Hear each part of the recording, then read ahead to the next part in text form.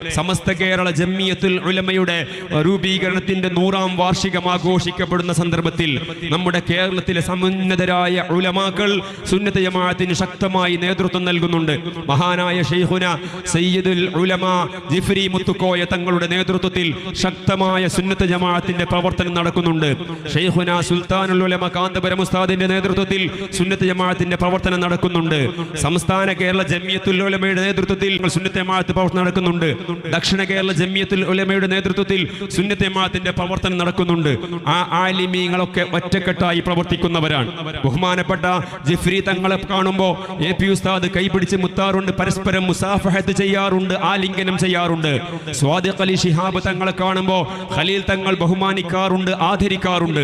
അവർക്കിടയിൽ പരസ്പരം യാതൊരു വിദ്വേഷമില്ല, വെറുപ്പില്ല, കണ്ടുകൂടായ്മയില്ല. അവരുടെ അനുയായികളാണു നമ്മളും ഒറ്റക്കെട്ടായിട്ട് മുന്നോട്ട് പോകണം.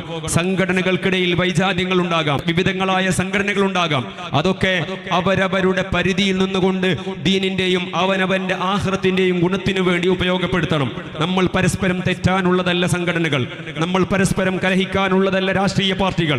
നമ്മൾ മനുഷ്യരാണ്, മുസ്ലിമീങ്ങളാണ്, ഏകോദര സഹോദരങ്ങളെ പോലെ ജീവിക്കേണ്ടവരാണ്. നമ്മുടെ മഹാന്മാരായ മുൻഗാമികൾ കാണിച്ച ആ ഐക്യത്തിന്റെ പാതയിൽ, സമാധാനത്തിന്റെ പാതയിൽ, സ്നേഹത്തിന്റെ പാതയിൽ മുന്നോട്ട് പോകാൻ നമ്മളൊക്കെ തയ്യാറാകണം. അല്ലാഹ്